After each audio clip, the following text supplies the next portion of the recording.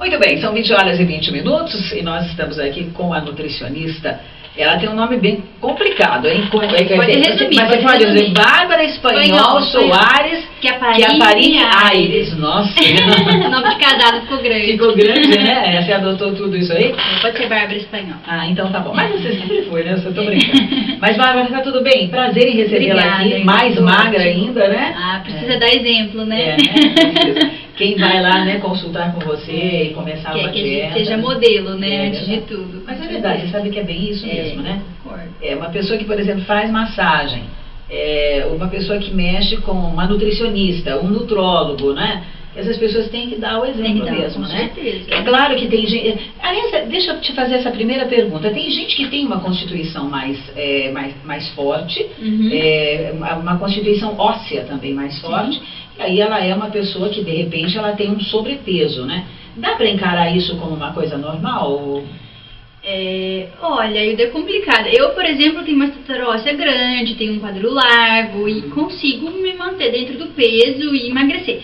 Claro que assim, mulheres que têm o perfil corpo maçã, que a gente fala, que elas engordam na região da barriga e do peito, têm mais dificuldade em se manterem magras, porque elas quando engordam não vão pra perna, porque parece que a gordura da perna disfarça um pouco, vira aquela gordura bonitinha, estética, né?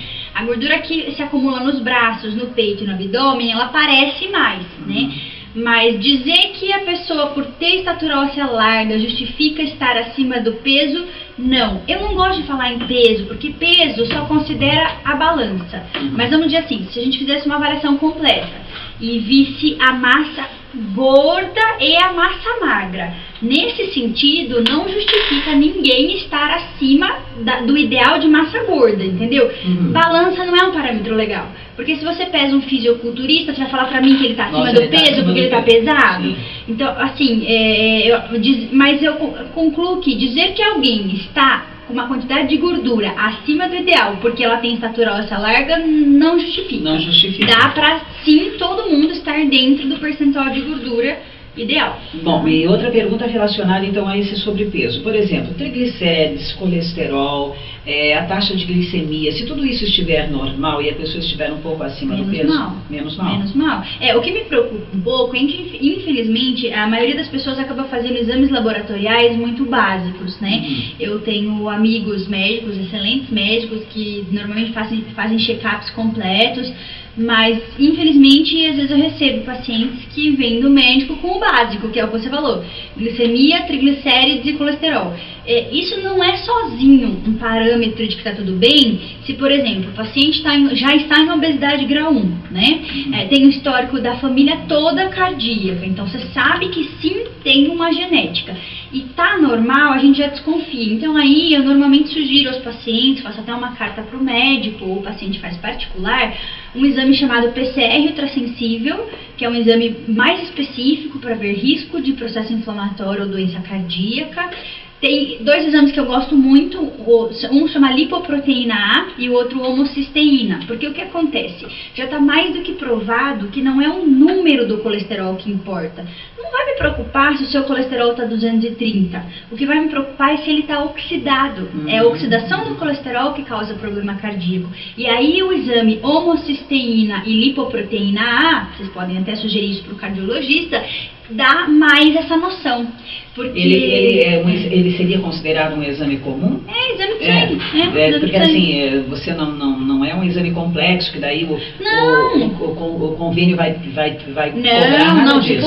Se o médico pedir, às vezes até quando eu peço, dependendo do dia, né, enfim, tem às vezes o plano cobre, às vezes não cobre, mas se for pedido do médico, é exame simples, você colhe sangue como se fosse o colesterol normal. Só que você vê esse detalhamento, você vê essa questão da oxidação, e isso é super importante. Sim, porque nesse exame normal sai HDL, LDL, isso mas sai é só o número, não é a oxidação. E outra coisa que eu andei lendo muitos estudos que é importante, é que a gente tem um pavor meio desnecessário do colesterol. Acho que a gente tem que ter medo sim da glicemia e do triglicérides, que a glicemia está elevada, marca resistência à insulina, nosso excesso de ingestão de açúcares ou de carboidratos, e o triglicérides também está bem relacionado com a ingestão de carboidratos, massas, pães, doces, etc. O colesterol, gente, eu falei isso hoje para uma paciente, muitas vezes é endógeno. Diferente do triglicérido, endógeno, quer dizer, você já produz. Isso. Diferente do triglicérido da glicemia, que é um marcador de um excesso, vamos dizer assim, que ele vai estar alto só quando você exagerou em algum alimento, o colesterol não, a sua alimentação pode estar perfeita e ser do seu organismo o colesterol um pouco elevado. Então precisa de bom senso. Me assusta um pouco essa prescrição de simvastatina de maneira exagerada. Então, como que a gente olha? O paciente está razoavelmente dentro do peso, já faz exercício, tem uma alimentação saudável, o HDL, que é o colesterol protetor, está alto, ou seja, está bom, e o triglicérides não está elevado, eu não considero que isso justifique uma medicação. Muitas vezes é o próprio corpo que produz um pouco a mais, até porque colesterol é muito bom, colesterol ajuda na formação de hormônios. Eu acredito que tem esse nosso medo pavoroso do colesterol tem muita influência da indústria da simvastatina, que é quem tem interesse em vender remédios.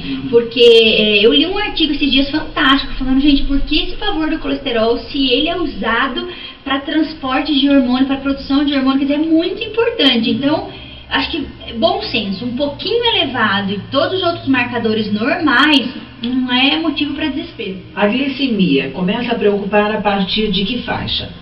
No meu ponto de vista, no exame fala que o problema é a partir de 99, mas eu já fico de olho quando está acima de 90. Vamos falar assim que o ideal é estar abaixo de 95, 94, porque quando já está ali 98, 99, você muito provavelmente já começa a perceber que o paciente está sofrendo uma situação chamada resistência à insulina, que é como se o corpo tivesse já tendo dificuldade em produzir insulina para dar conta de utilizar todo aquele açúcar proveniente da alimentação. E tem algum sintoma?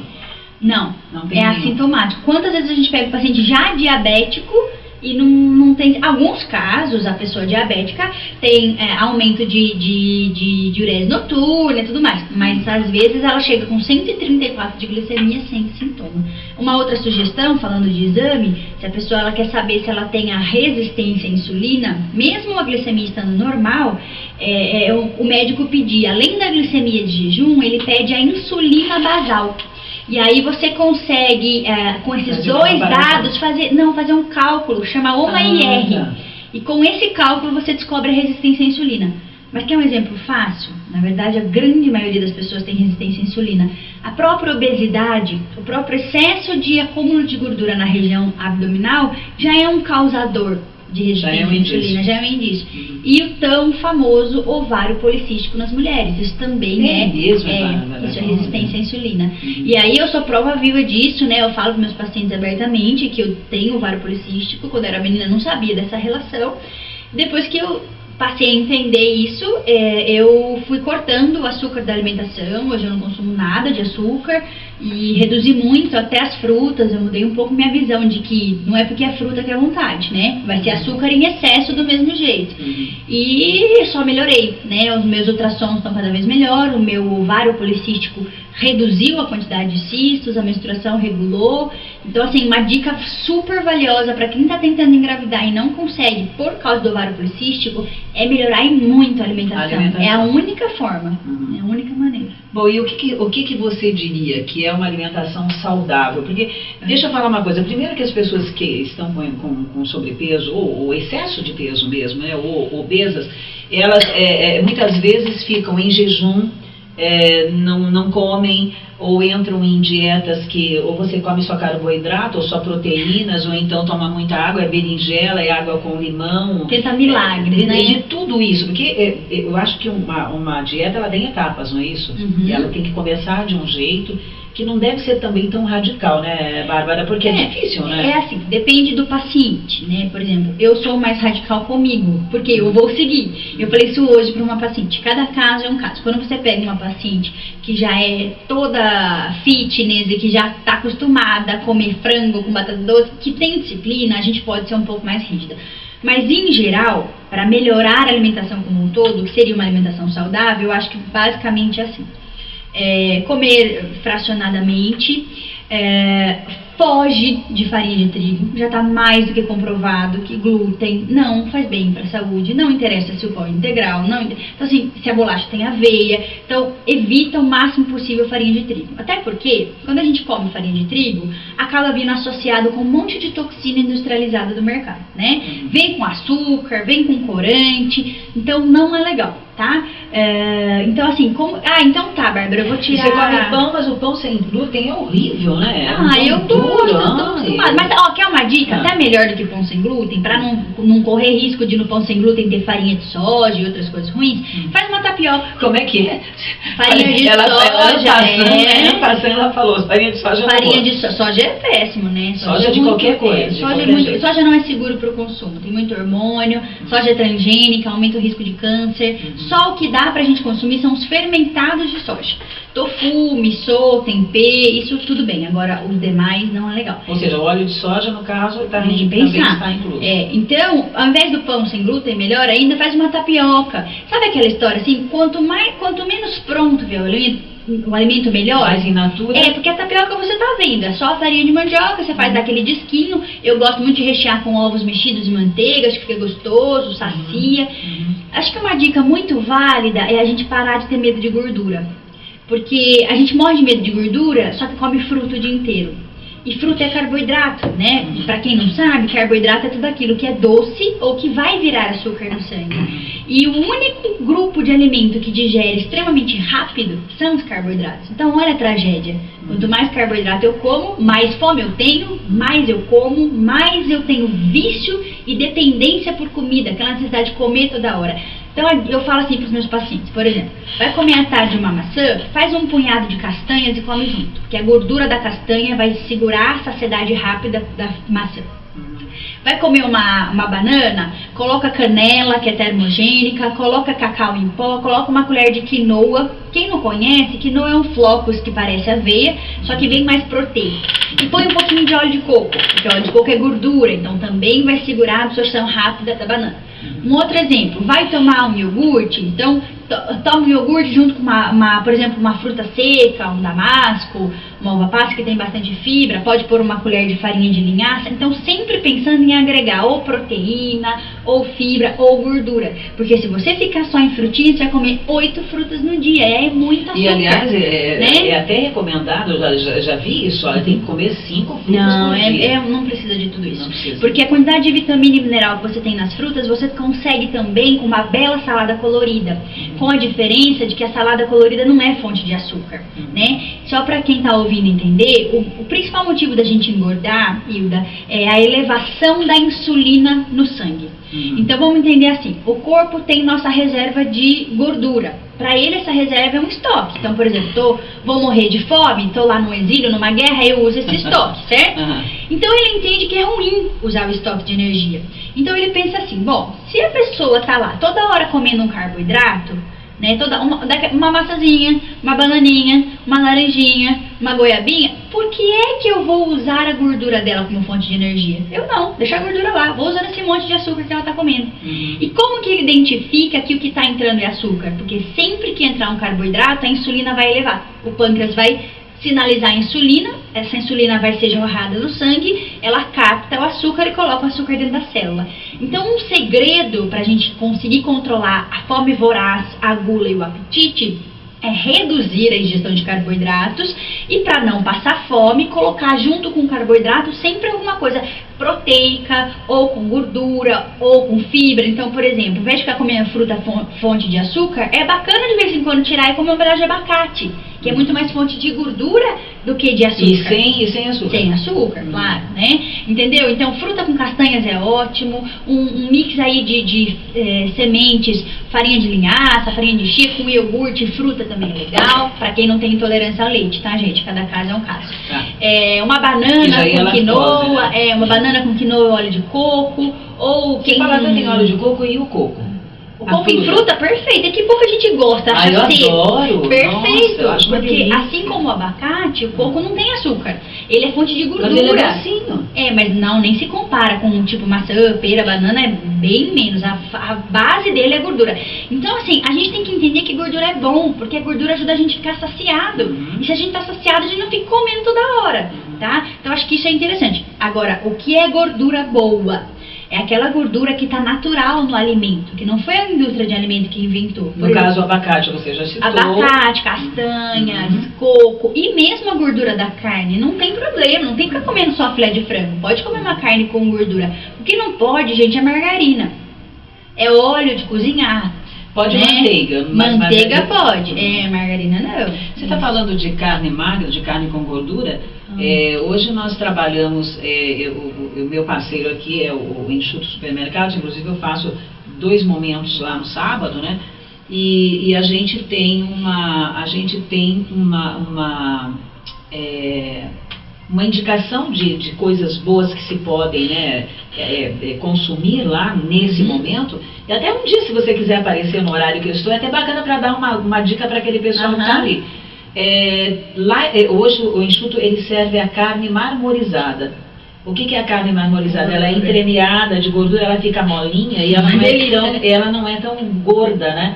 Que é do boi Angus, né? Que já vem sendo aperfeiçoada há mais de 200 anos, veio lá do norte da Escócia, né? E hoje ele é a carne mais premiada da Europa e está se tornando a carne melhor aqui do Brasil, mais apreciada aqui no Brasil também.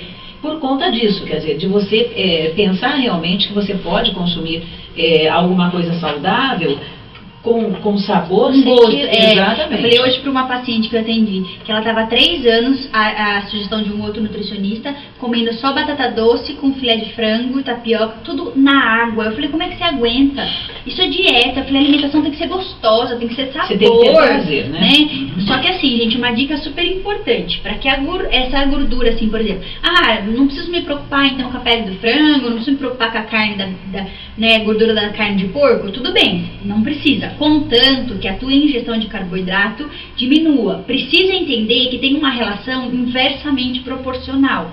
Porque tanto carboidrato quanto gordura o corpo usa como fonte de energia. Se eu tiver as duas meio altinha, aí eu vou engordar. Então, essa coisa de ceder mais a gordura, comer abacate, comer castanha, comer carne com gordura, não se preocupar, é bacana que isso ande na contramão do carboidrato. Então para fazer isso, eu vou evitar o arroz, eu vou comer mais assim uma salada colorida com carne, eu vou tirar pão, porque se eu achar que eu posso manter pão, torrada, bolacha, fruta, arroz, feijão e ainda aumentar a gordura, aí vai ser um desastre. Né? Bom, são 20h38, a gente vai pro nosso intervalo, tá todo mundo assim, ó, Bárbara, você não pode demorar para vir, porque é tão bom, é tão importante você ter essa ideia, é muita coisa. Eu vou para um rápido intervalinho, mas volto já, não sai daí, o papo tá bom demais, gente. Doutora Bárbara Espanhol aqui, viu? Porque, olha, vou te falar, muito sério isso, viu? É Bárbara, viu, Bárbara?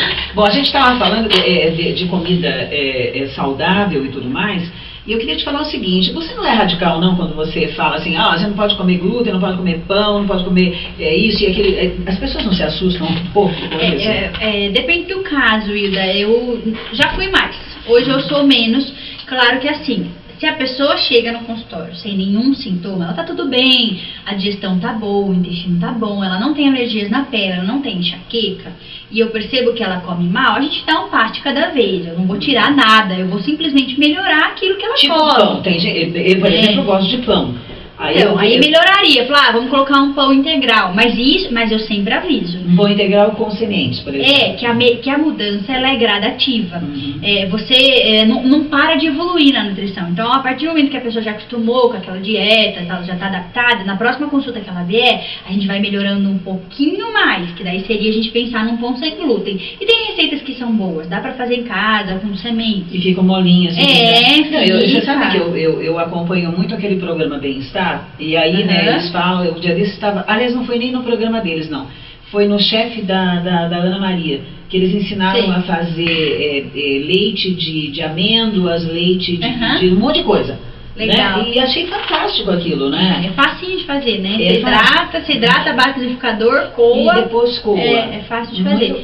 Então, mas você falou de ser rígida, eu acho assim, por exemplo, que nem eu falei, se a pessoa não tem nenhum sintoma de problema de saúde, ou seja, nenhum sintoma que aquele alimento possa estar causando alergia nela, isso o nutricionista competente que vai fazer, porque tem nutricionista que também acaba, infelizmente, deixando passar por não saber correlacionar o sintoma com o alimento. Então, vamos supor que a pessoa não tem nenhum sintoma de problema alérgico, coma muito mal. Claro que eu não vou ser rígida de uma vez. Vamos fazer o seguinte, vamos dar o primeiro passo, vamos tirar esse industrializado, vamos tirar o suco em pó, vamos colocar o suco de polpa, vamos tirar o açúcar branco, colocar um açúcar demerara, o açúcar orgânico. Agora, o primeiro cardápio, que seria esse primeiro passo, é sempre a conduta que eu mais gosto? De maneira nenhuma. Eu, como nutricionista, entendo que dali tem muito para evoluir, mas isso é gradativo. Agora, por exemplo, aconteceu a semana passada, eu atendi uma moça que ela chegou assim, não, eu só quero emagrecer um pouquinho, não quero nada radical. Só que ela começou a contar os históricos, os sinais e sintomas. 36 anos, ela já tinha tido câncer de pele 3 vezes. 3 vezes, com histórico de câncer na família inteira, e com gastrite, estufamento, enxaqueca, alergia na pele. Como que eu, nutricionista, não vou correlacionar isso com a alimentação? Claro. Eu sei que a farinha de trigo e o açúcar pioravam tudo aquilo que ela tinha. Então eu falei pra ela, não tem como, eu não estou sendo radical, eu estou sendo correta. Eu estou tratando os seus sintomas, dito e feito. Tiramos os alimentos, ela voltou super feliz, sem estufamento, sem gases, sem azia, sem coceira na pele. Então o que o paciente tem que entender é que dependendo dos sintomas, às vezes você tem que tirar, porque tá tendo alergia. Às vezes você tem que então ser radical, não vai ter jeito. Se tiver sintomas, sim, né? Nós estávamos falando aqui no início do programa, não estava ainda na gravação, e eu gostaria então de repetir essa pergunta, né? Porque a gente acha que você, por exemplo, ingerir batata frita, nessas fritadeiras sem óleo, já é uma coisa legal, porque não tem óleo. Só que durante a entrevista aqui, você já me falou que a gente não tem que ter tanto medo de óleo. Então, quer dizer, o que você aconselharia? Vamos corrigir. Óleo de cozinha é um pior que o outro. Óleo de milho, canola, soja, girassol, porque são gorduras insaturadas, reesterificadas, fontes de ômega 6, que causam desequilíbrio no nosso corpo, porque a gente não pode ter uma ingestão. Nossa, e falam que o ômega 6 você tem que ingerir, não. O ômega, porque assim, a alimentação do brasileiro, justamente por causa da ingestão de óleo, ela já é muito elevada em ômega 6 e muito pobre em ômega 3. E existe um balanço desses dois ômegas. E esse excesso de ômega 6 passa a ser pró-inflamatório, causador de inflamação. Então, como a gente falou, é esse tipo de gordura que é tóxica. É esse tipo de gordura que dá colesterol alto. Porque óleo não é natural, gente. Saiu de dentro de uma indústria. Não é simples como você espremer uma azeitona e virar azeite. É inventado. Então, assim, e a banha de coco? O óleo de coco e a banha de porco. O que eu uso para cozinhar com segurança? Ou óleo de coco, ou banha de porco, ou azeite, ou manteiga. O azeite, só aquele cuidado de não aquecer muito, né, para não oxidar, mas eu vou falar bem a verdade para vocês. Mesmo o azeite aquecido, a quantidade de peróxido, ou seja, de toxinas que ele forma é mínima perto da toxina que já tem no óleo. Então vale mais o azeite quente do que a toxina do óleo. E pode inclusive não usar o azeite extra virgem. Deixa o extra virgem para salada e usa o normal. Por que você vai usar o extra virgem se você vai esquentar na comida? E se tem alguém... Tem então um óleo de oliva...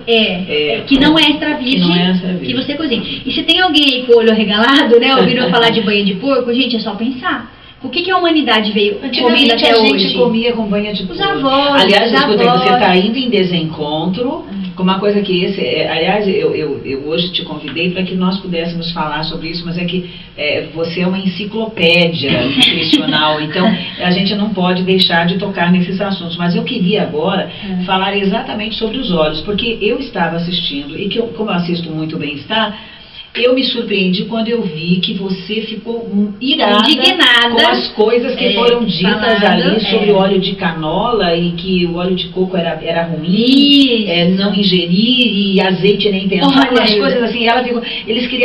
Você criou um hashtag mal-estar. Porque assim, infelizmente a gente tem que tomar cuidado, né, de lançar um programa para falar da saúde e divulgar informação como essa. Na verdade, eu e toda a comunidade de nutrição que estuda, que evolui, né? Porque infelizmente tem gente que aprendeu aquilo na faculdade e parou no tempo. Na minha faculdade, tá sempre pesquisando. Eu aprendi que era para usar óleo e eu achava que era para usar óleo, só que a gente tem que ir atrás da informação atual.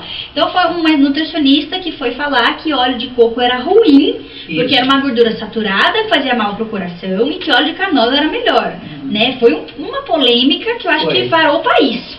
Né? Vários professores da Unicamp indignados, escrevendo. E por fim, eu fiquei sabendo que a Globo está tentando achar uma maneira de se retratar, porque descobriram que a nutricionista trabalhava numa indústria de óleo de canola.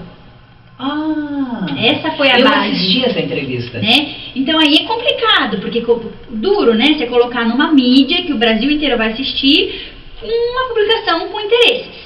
Né? Então, assim, de novo aquilo que a gente falou, o óleo de coco, assim como a banha de porco, é uma gordura saturada, o que não tem problema nenhum, gente, porque gordura saturada, o corpo ele consegue utilizar. Você fez exercício, fez caminhada, o corpo usa como fonte de energia. O que não pode é a gordura artificial. Então sempre pensa assim, a gordura do coco é do coco, tá lá, natural. Ninguém inventou. A da banha, você matou o porco, tava lá. Ninguém foi lá e fez ela no laboratório. O doutor Amaury fala isso, né?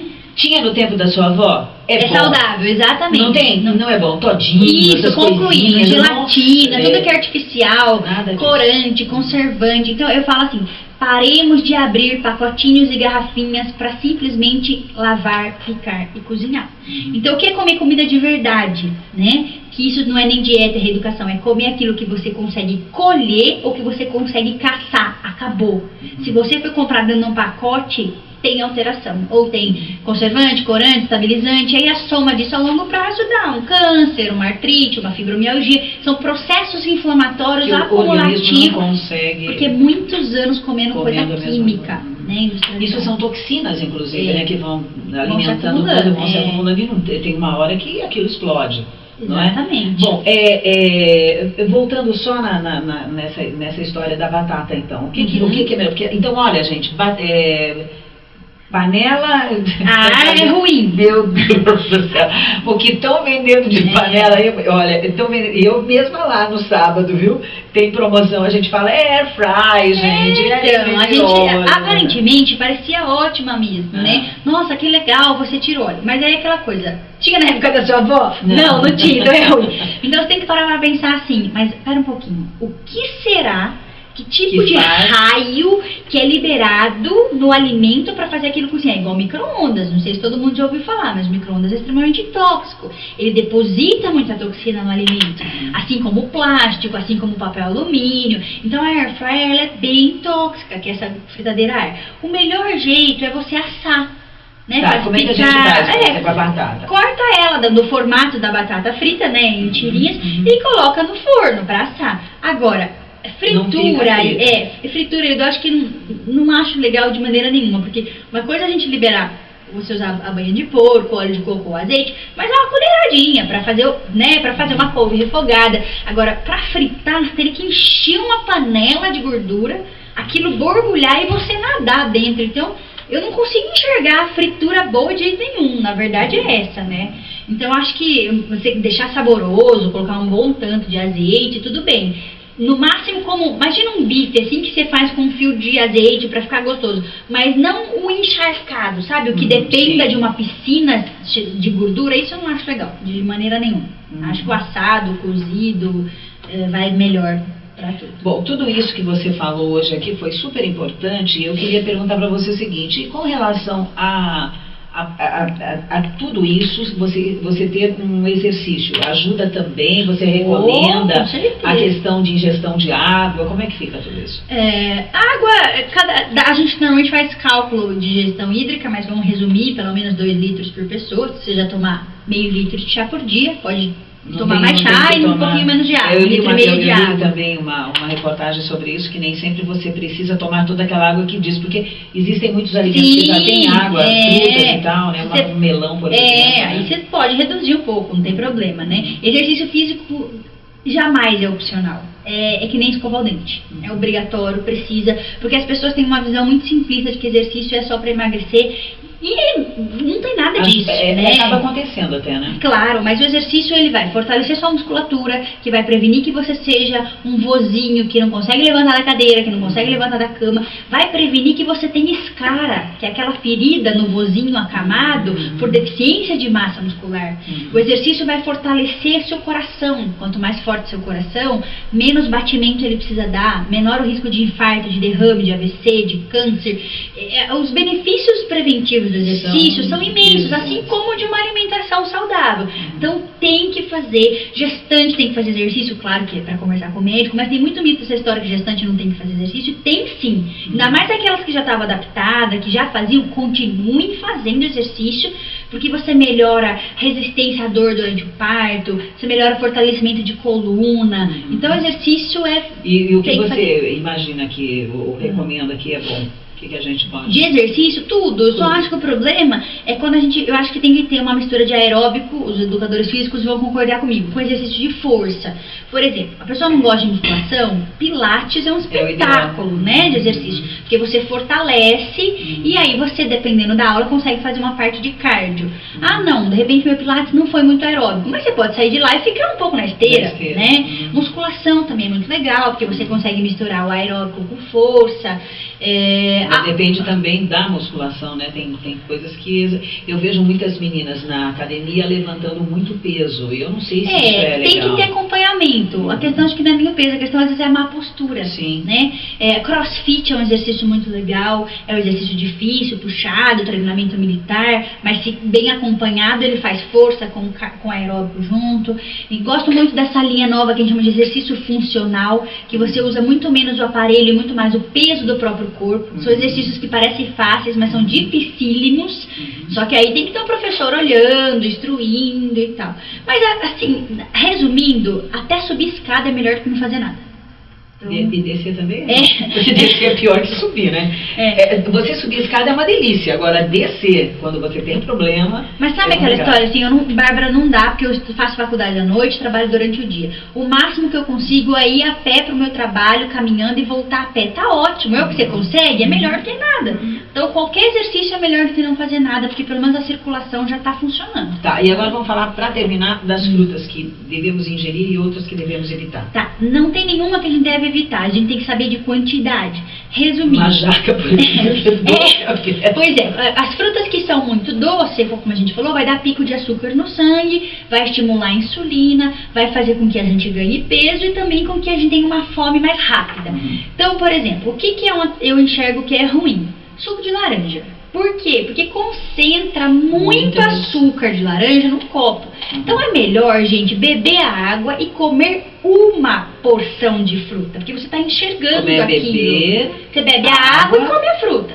Uma coisa, por exemplo, eu passo para meus pacientes suco verde, é diferente, porque daí vai couve, vai gengibre, vai linhaça, que são fibras. Mas o nosso suco verde tem uma fatia de abacaxi. Então acho que a dica, a ideia assim, é você comer em cada horário apenas uma porção da fruta. Se a fruta for mediana do tamanho de maçã, aquilo significa Se é fruta grande, é uma fatia pequena, uma fatia de melão, não é uma fatia de melancia de fora a fora, assim, parecendo um sorriso, tá? É um triângulo de melancia.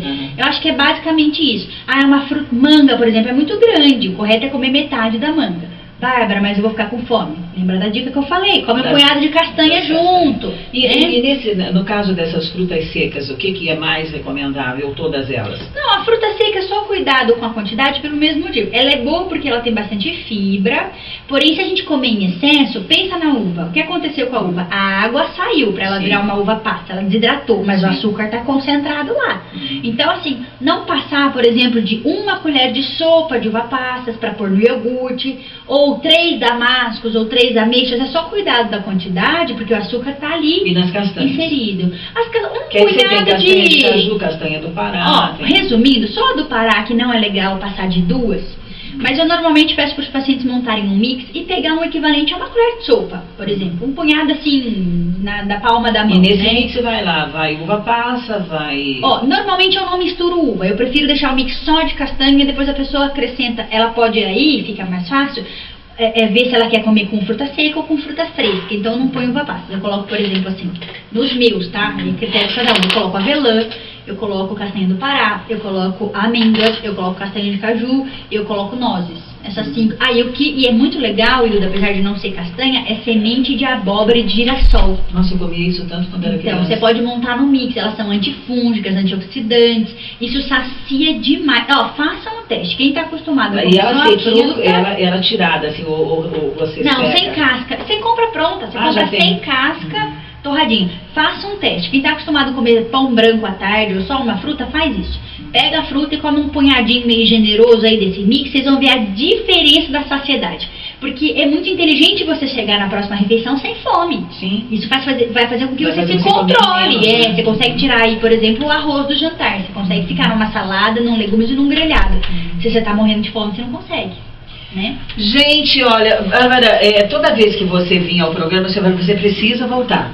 E vou dizer, já Vamos deixar o convite marcado aqui para você vir o mês que vem, em outubro, porque eu lembro que eu sempre trazia você em datas importantes, né?